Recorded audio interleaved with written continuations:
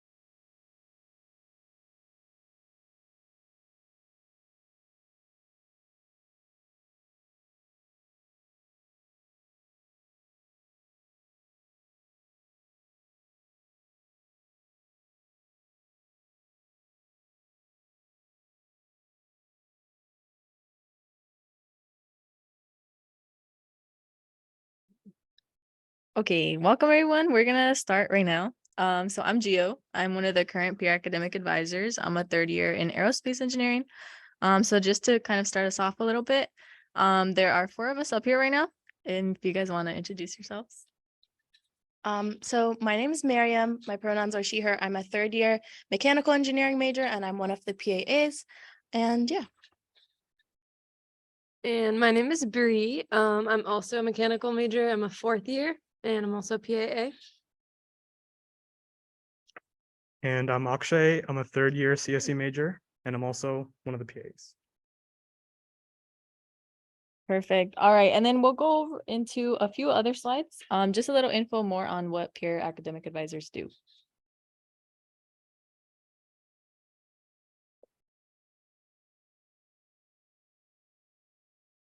Okay.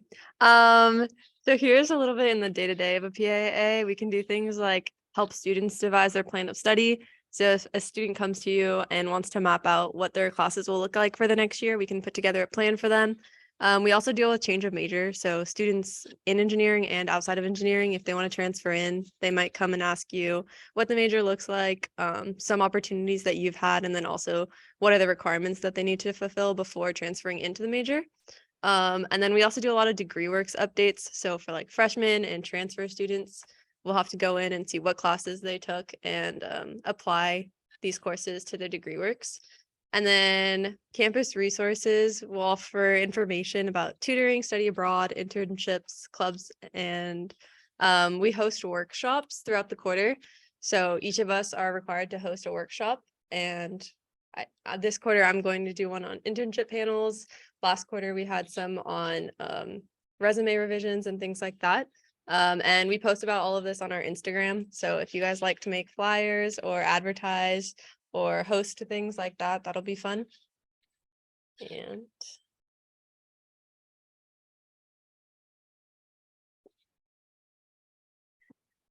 so I'm going to be going over the job responsibilities. So basically these are like kind of the time commitments you're like committing to with this job. So basically the first thing is training. So training begins in the spring quarter. And you'll have training every Thursday from 5 to 7 p.m. And this will be like with all the PAAs. So like from every single different school, all the PAAs will be training together. And then also in the spring quarter, there will be shadowing hours towards the end of the quarter. So you'll shadow some of us, you'll shadow like the full-time advisors, and you'll just do that as a part of your training. And then the second part is SPOP advising, which basically is going to the SPOPs, which is like the freshman orientation, and kind of assisting the advisors in anything they have to do for advising the freshmen. So basically that's when all the freshmen pick their classes, and you just kind of go around answering their questions because they're freshmen and they have a lot of questions. So this part is not required for engineering. So this is only if you want to during the summer. And then third of all, there's welcome week. So during week 0 in the next school year, we will have a fall refresher training, which is like one training day with all the PAAs again from every single school. And you kind of just go over everything again and very briefly, and you just kind of refresh your memory since it's been the entire summer since training. And then finally, for week 0, you help with convocation. If you all don't remember, because first year was a while ago, convocation is basically like when like the chancellor and the people do like big speeches for the freshmen to kind of welcome them to UCI. And something we do is kind of usher the engineering students from the Brenn Event Center all the way here to engineering for the engineering specific convocation. So that's something you'll be required to do during week 0. And then finally, for the next school year, working 6 to 10 hours is the requirements for our office. And then we also have twice a week ACC meetings, which are like all the PAAs have a meeting together with the PAA coordinator. And then finally, it's weekly meetings with the engineering PAAs and your supervisor. So it's just be your team and then your supervisor every week. But yeah, those are our job responsibilities. And then if you have more questions, you can get into that during the Q&A. Next up is the application process. So the application process is pretty straightforward. You go to this link and then you're just asked to enter in a couple of information about like your major, your name, some information about like which departments you're interested in being a PA of. So that would, in our case, would be the School of Engineering.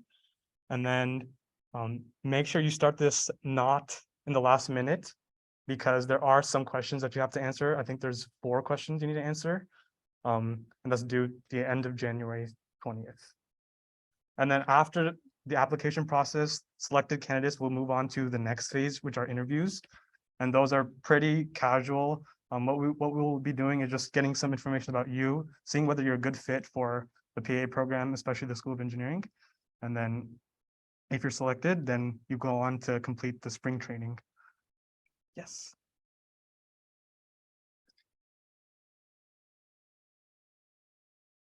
So now we're gonna do a Q&A with the four of us, the current PAAs, and we're gonna go through a couple pre-prepared questions. So these are questions that we thought like a lot of the interested students might have. So we just compiled them into slides. So we're gonna answer these questions. Maybe not all of us will answer every question if we have like similar answers, but we'll try to give you as much information as possible. And then once we're through, y'all can ask us any questions you have. So the first question is, why did you choose to become a PAA?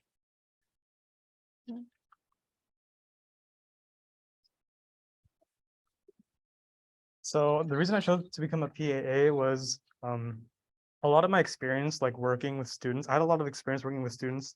So during high school, I tutored a bunch of people.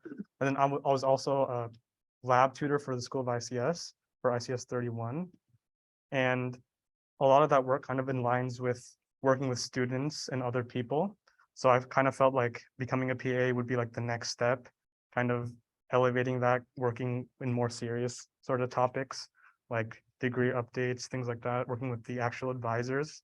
I just thought it would just be like a natural thing to move from like tutoring related things to like a advising sort of field. So I wanted to become a PAA once I think I started discovering my resources. My parents always pushed me really hard. So I always sought out help and internship opportunities early on. And so after I got my first internship, I started to get a lot more involved with things within the school. And I feel like I just had some lucky opportunities. And once I like navigated what exactly I did to land those things and just get more involved, I figured out that there were peers around me that maybe didn't know a lot of the steps that they needed to take in order to like advance their academic career. And so I would always help out my friends and give them good resources. And so this is something that I really wanted to share with other people in my major. And so that's why I wanted to become a PAA. Okay. The next question is, what skills have you learned or improved on as a PAA? Yeah, so as a PAA, you definitely work with a lot of different personalities. And I think that goes hand in hand with just being in the workforce. You obviously are going to be dealt different types of personalities and how to best get your point across. And so I think this has been a really big opportunity to kind of notice how each personality kind of reacts to the way you're trying to explain things, and then also changing the way you explain things to make it make sense to that person, and then coming to the next person and realizing this is how I have to explain it to them instead. So I feel like as a PAA, you kind of have that experience, and it definitely goes on. And another big thing that you also get here is just the ability to kind of identify things that you struggle with and seeing that other students also struggle with. So I feel like as a PA, you have the opportunity to kind of say like, hey, this is something that it was hard for me to kind of realize or just kind of solve, and kind of taking off what Bree said, just taking advantage of those resources and using it for just your own peers. Geo like compiled it very, very well, but I think like specific skills, I've definitely grew in my leadership skills. Just because as a PAA, you are a student leader, you are a resource for all your peers. Like I've had a lot of times where people in my classes will like have questions and they know I'm a PAA, so they will like approach me with like specific questions, and I'm like, here's a resource for you. So definitely my leadership skills and just being more professional, carrying myself more professionally. And then also a second one I would say is my communication skills, because like Gio was saying, you have to learn how to communicate with students who might have never heard this information before. So if you're talking to a first year who barely knows how to use DegreeWorks, you have to really like slow down and explain the ABCs that you might think as a third or fourth year or second year everyone knows, kind of slowing down and slowly communicating to the students. So definitely that. And also like Joe was saying, like communicating with different types of people, and even within our team, like whenever one of us like maybe has too many appointments, we're like, hey, like reaching out for help and asking like, hey, can someone cover my appointment? I like need to study for my midterm, or you know, I have too many in one day. So just communicating and my leadership skills, I would say. I'd like to add on to that a little bit. I think communication is probably the biggest thing that you learn as a PA. And then in line with that is like the ability to ask questions when you need help, because that's like one of the biggest aspects of our job. You're not going to know everything once you enter, because there are like all these nuances of like the course requirements, things like that. So just being free to ask other PAs or the counselors questions about like, how should I do this? Oh, what information am I missing here? That's like a key skill that not only applies to this position, but like it'll help you out throughout like your career in the future. Okay, we'll go to the next question. So how do you manage responsibilities outside of the office?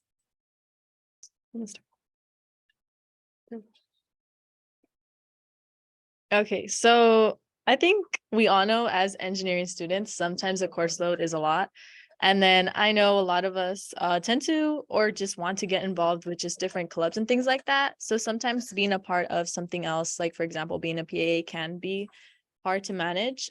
Specifically for outside of the office, I think for me, it's been more of the time management sort of thing, which can be kind of hard moving on as you get into the quarter system, just because the quarter system is so fast. And so for me personally, it's been more of like taking a step back and kind of saying like, okay, this is where my classes are. This is the time the classes are. What time should I do homework? And another big thing I would say would be study groups. Personally, for me, I study better by myself. And then at the end, I kind of go to a group and say, okay, this is what I know. What do you know? Sort of thing. So that just helps me manage everything. And then another thing is just getting out of the school mode. Sometimes you can't just be stuck on academics all the time. And so I feel like just working in the office in general also helps with that. And I know this question is more of like managing outside of the office, but being in the office, I feel helps manage those responsibilities outside of the office, because it also isn't all academics. We're definitely a team in the office, so it's really nice to kind of come into the office and know that everyone's there just to see like, hey, how are you doing? How's your day? How's your break? Things like that. So I feel like that definitely helped me in managing. I would definitely agree with Gio. There's a lot of community that we formed as PAAs with like each other and the counselors. So that definitely makes it easier to manage like the job responsibilities and being a student, because like seeing that like my fellow like peers also like are like, oh my god, like I'm so stressed, I have a midterm, I have a like finals are coming up, but we're also in the office together, sharing that together, that always makes me feel less alone and know that like, okay, I'm gonna be fine. And especially like because I'm a third year and there are like fourth years in my major in our team, like it's very nice to like be able to get reassured about certain things. So that's always nice. But more specifically about like just being a student and being a student worker, definitely blocking out when I'm gonna do my homework, when I'm gonna study has been really helpful, because like usually my previous years when I didn't have a job on campus, I would just study in between my classes, but now I work in between my classes and I'm at the office. Obviously it's not every day, it's like 1 or 2 days out of the week, but it definitely makes me feel like I'm doing something my entire day, so I feel like I'm studying even though I'm not for my classes. So definitely like saying like, okay, after my shift for 2 hours, I'm gonna sit and do my work. That's what has helped me manage like schoolwork.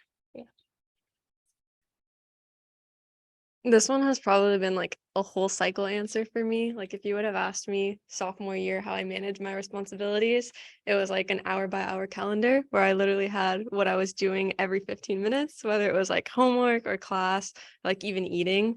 But now I'm in my senior year. If you guys are lucky, you would have finished a lot of like your core required classes. So I don't have as heavy of a workload this quarter or this entire year really. So I do get to enjoy things like coming to work. But managing my responsibilities now, I've kind of created like a community within my major. So nothing that we have to do is that big of a drag. And we also have like a strong group where we're on top of each other. Like, oh, we have to do our 151 assignment today, or like, here's what we have to get done today. So I kind of lean into my community more than like doing it on my own through my planner. And yeah, that's how I manage them now. And then one thing that actually helps us a lot with like managing our responsibilities outside of the office is actually how flexible our schedule is as a PA. Our wonderful supervisor, Caesar, is really kind and like understanding of like the outside requirements that we have, like clubs, projects, things like that. So you can change your schedule week to week slightly, and you can kind of like adjust it to what you need to complete outside of your classroom, outside of the office. Yeah, we should probably expand on that a little bit, but like you are selecting your own schedule as a PAA. So when you get your schedule of classes, if you decide like I want to work during this gap, it's all up to you. So week to week, if you want to choose your own hours, you're welcome to do that. And if something comes up with school, of course, it's a on-campus job. So Caesar understands that school is your priority. So where school always come first, and that's comforting to know. And next question, what is your favorite part about being a PAA? My favorite part about being a PAA is being able to work with students, and just being able to make connections and with students and be a source of comforting news to them. So a lot of times, most of the people that come into the office are distressed because they're not sure what's going to happen, and it can sometimes be an anxious energy that's coming in where it's like, oh my god, I'm gonna lose all my classes, I'm gonna not graduate, and they're scared, right? So one of my favorite parts about being a PAA is being able to comfort the students and being like, it's okay, let me look over everything and we'll find a plan to make it work. Even if you have to stay an extra quarter, that's like the worst case scenario, it's going to be fine. So reassuring the students that everything will be okay, that there still is a way to graduate, that like you believe in them, right? I think that's my favorite part about being a PAA, because when I was a first year, when I was having that freak out, like just talking to the advisors was always really helpful and comforting. So just being able to give back in that way has been my favorite part. So for me, I think one of my favorite parts about being a PA was just that we're a student peer academic advisor, which is nice because sometimes it can be intimidating to go up to a full-time advisor and say, hey, like, I'm really struggling in this class and I'm going to have to retake it. So what do I do? And I feel like sometimes students kind of feel like it's a little harder to approach an adult that's, graduated, that's, finished and is in their full-time job as compared to a student who's in the same position as you. And so I think as being a PAA, it's kind of nice to be like that person that students come to and say like, hey, like, how did you do it? Like, how are you doing it right now? Because sometimes there's even students that will come in and they're even in my classes at the time and they're like, hey, like, what the heck, you're in my class? And we just kind of talk. And so it's nice to like kind of be like that, you know, you're not alone. Like there's also some of us here that are even in the office that are also struggling. So that's definitely one of my favorite parts. Yeah, so I really enjoyed everything that they talked about as well. I'll also talk about like the perks. That's something that I really love being a PAA. It's really nice to be able to like bond with your academic advisors. And if I ever have a question, you know, I don't have to wait in line or anything. Like I can just go up to them and ask them, which is pretty nice. They're all really cool people. So that's been really fun. And I guess just knowing I have that support if there's ever like something big that happens, or if I ever want to just rant about a professor, like I know they're there for me and they'll help me if they can. But yeah, that's been really nice.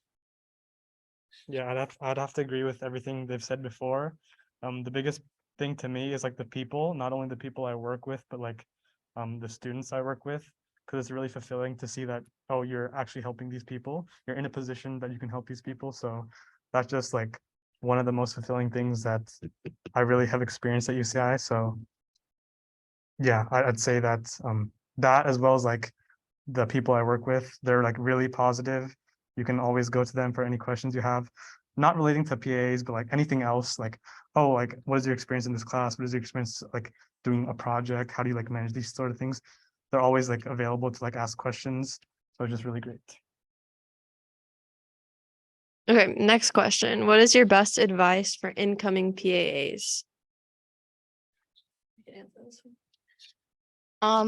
This was actually one of the questions they had to do on our first day of training last quarter in the spring. There was a returner panel of like PAs that were PAs in the past answering questions, and this was one of the questions they answered for us. And they said that it's gonna be hard to give people bad news, but you're gonna have to do it sometimes. So not taking things like that personally, not like kind of internalizing those things. That would be my best advice. Kind of leaving the work things at the office when you go back to being a student, being a person, whatever. That's my best advice, because sometimes you're gonna have to tell someone like, sorry, you're gonna have to repeat this class. And it's unfortunate, right? No one wants to give people bad news, but my best advice for y'all is that sometimes when you have to give people bad news, don't feel bad, because it's not your fault. That's the rules. Like you didn't make the rules. So that would be mine.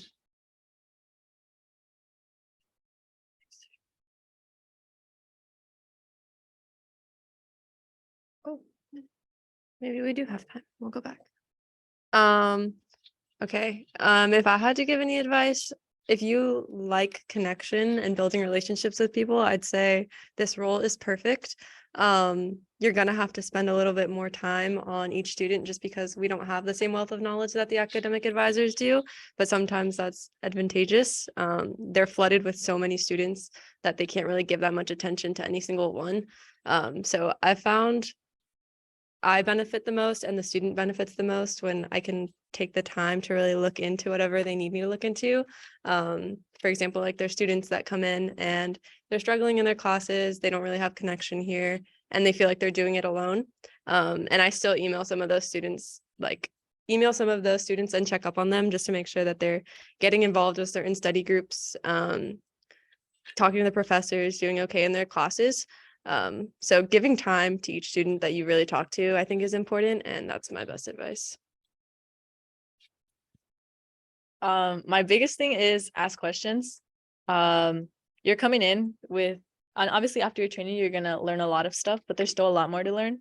And all of us are very approachable. If you ever have a question, always ask us questions. Even the advisors, they always have like this open door. If you ever have a question, you know, they'll stop mid-email and say, hey, what's up? What do you need? So yeah, biggest thing is ask questions. Don't ever be afraid to like ask something, even if it sounds like, oh, this should be pretty simple, because I know I've asked questions and they're like, oh, it's this. And I'm like, oh yeah, I forgot, because I forget a lot. So And one of my biggest advice, not only just for an incoming PA, but for like a student in general, is just get involved. Not only because so as a PA, I was involved in 2 of the workshops we had last quarter. The first one was our major versus major workshop, and the second one was a SWE workshop, or a women's in engineering panel.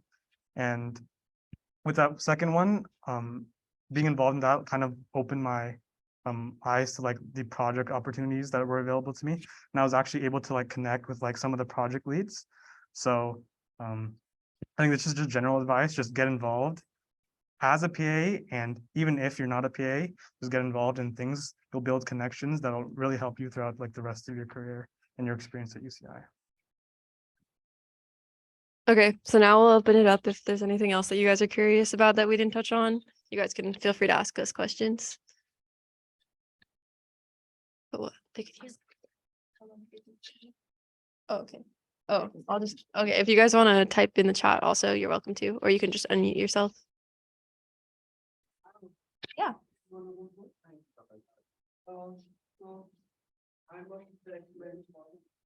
Previous quarter was my first. Mhm. So would you recommend that I try to become a PA in my junior year, or should I try for next year? Because if a fourth year comes and asks me, am I in a position to answer those questions?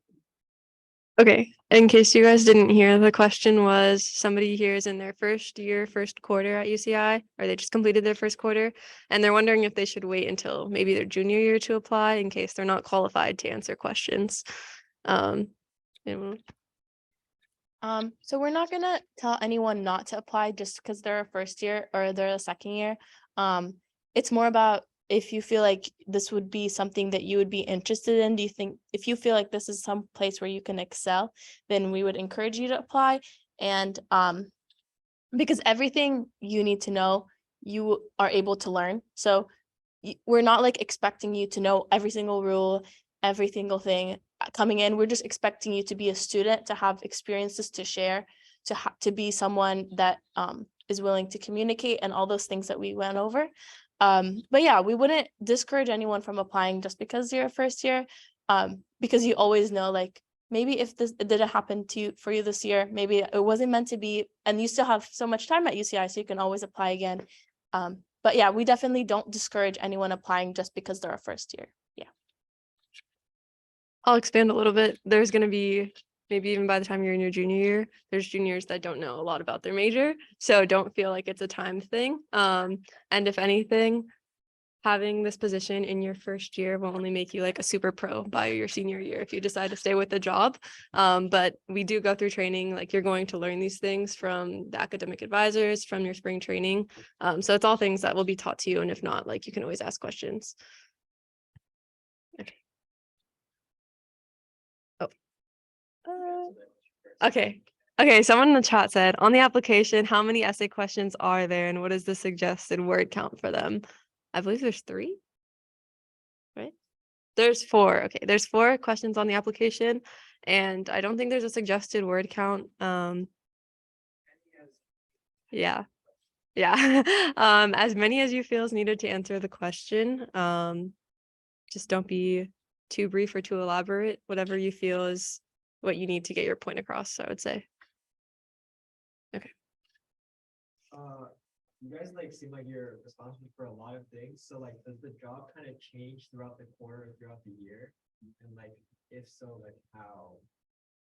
Yeah, so the question was, it seems that PAAs have a lot of responsibilities. Are there certain areas of focus throughout the year? Does it change? I can answer it to someone. Okay. So there's a lot of responsibilities that's divided amongst all of us. So for example, we're finishing up doing degree works updates right now. So for freshmen and transfer students that need their degree updated, we just finished doing a lot of those, which was divided amongst all of us. And that was a big focus for us. And for time that we don't spend doing that, we spend with all the other responsibilities, like students walk in and will ask us questions and we'll handle those. But in terms of like handling workshops, that's something that one of us will lead our own workshop up until it happens. And that's kind of at your own discretion when you want it to happen in the quarter. So let's say I make a workshop to be week 5. I can focus on that with some of my time and then spend the rest of the quarter focusing on like some of the other responsibilities. So you're kind of balancing all of them all at once, but it's also like you have 5 peers to divide it amongst. Yeah, but focus does tend to change. Yeah. Also, it's not like at every shift you're doing like plan of studies for an hour, you're doing degree works for an hour, you're doing this for an hour. It's like more like what every student needs. And that is something that changes throughout the quarter. So during the first 2 weeks, week 1, week 2, that is when naturally there's going to be the most people in the, or like a peak in the office, because everyone's adding their classes, everyone's like, you know, having like questions and issues. So at that point, you might get a lot of students coming in, because that's when we have walk-ins open. So they might come in, they ask you about degree works, and then they head out. Someone else will ask you about a plan of study, and then they'll head out. So it's like about what the students need. And then, but then throughout the quarter, from like around week 3 to around week 7 is when we kind of have more of a quiet like environment in the office. People still are coming in for appointments and still have questions, but it's not as like much of a rush. That's when we mainly have all our appointments. And then when like enrollment starts up again in like week 7, that's when we also start to see a peak of students coming in. So that's when you'll kind of start working less on those workshops and like downtime things, and then back onto like more walk-ins, more students sending emails in, stuff like that. So it sounds overwhelming when you think about, like, if you list down everything we do, obviously it's going to sound overwhelming. But then if you think about it, you're like, this student is going to need one thing from me. Another student is going to need one thing. And as long as you know where to look for the answers, then you should be fine. Yeah. Yes.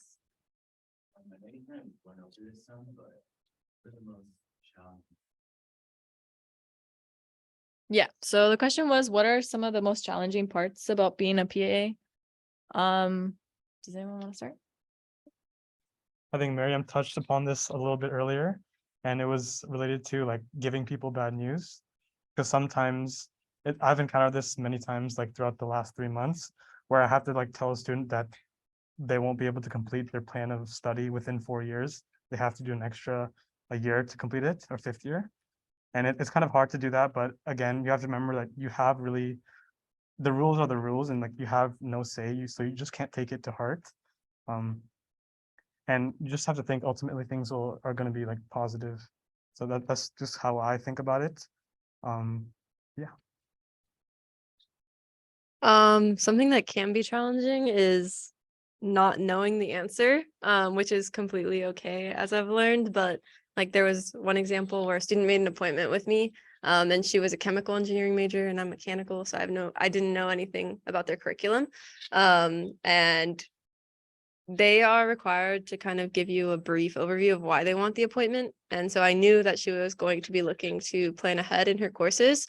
But what I didn't know was that she wanted to double major and needed all these extra things. So I ended up sitting down with her and making a 4-year plan, which is not something we typically do. We usually only plan ahead a year.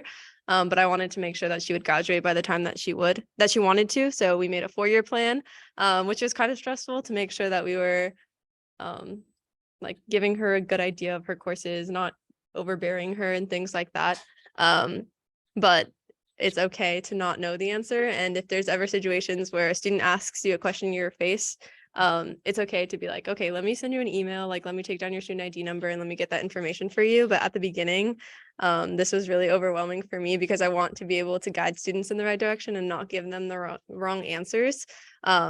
So this can be hard, but just have patience and know that if the student doesn't get their question answered that day, even though sometimes it feels like it, like their degree is going to fall apart. Like that's not going to happen.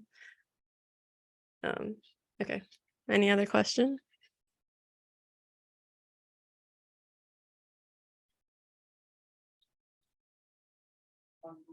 Yeah. So like once you become a PAA, then does it stay with you if you want to stop being one, or do you have to apply every year? Yeah. Okay, so the question was, do you have to reapply every year for PAA? And the answer is no, not at the moment, right? Yeah. Oh, they have to reapply. Okay, sorry. They do have to reapply. I know.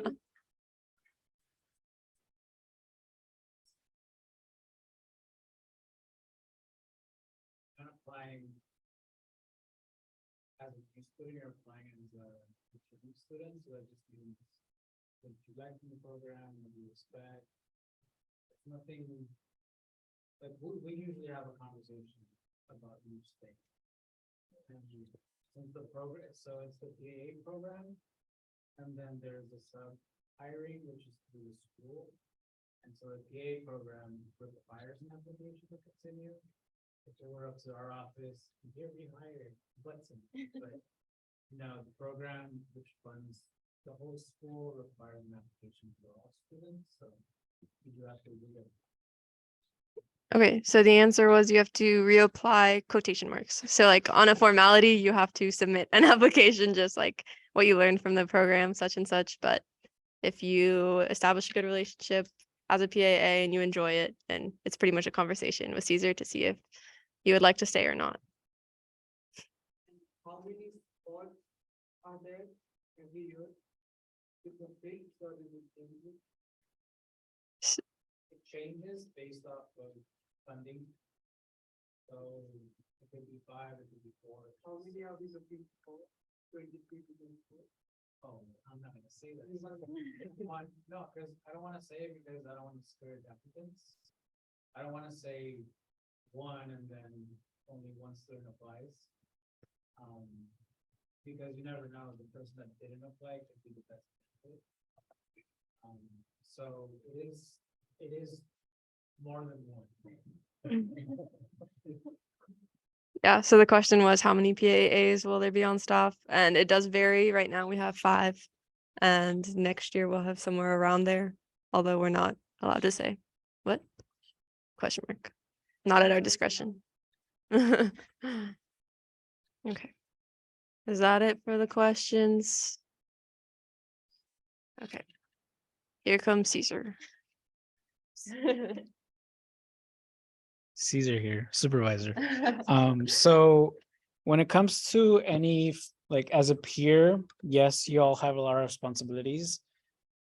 But you are allowed to make mistakes. So there are gonna be times where whoops, I didn't give the right information, or whoops, the student just was very confusing and I just gave an answer because I had too many students, and that's okay. Like we encourage you to just make sure that you follow up, because even the counselors make mistakes.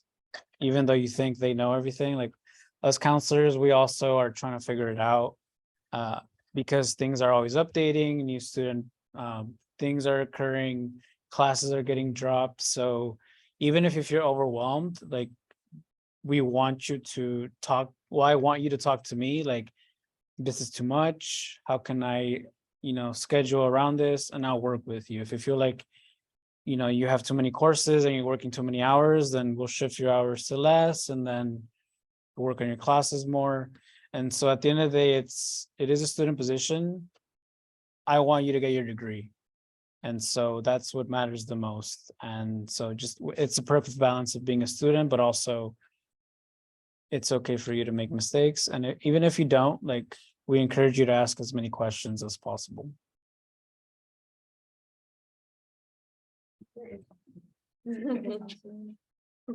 The peers are saying I am awesome.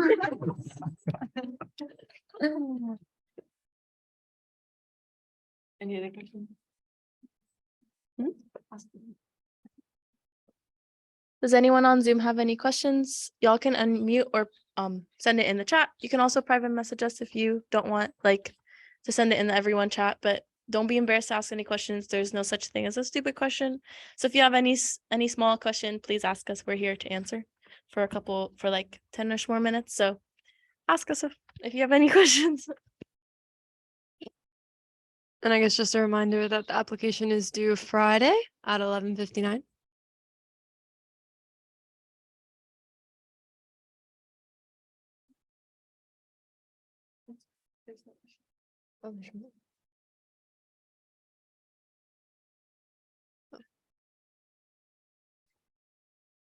Yep.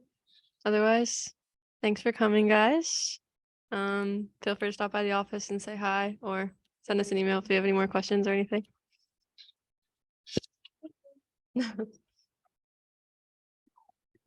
Stop recording. Thank you. Have a good day. Oh, I thought it was touch. Touchscreen? Yeah. Stop recording.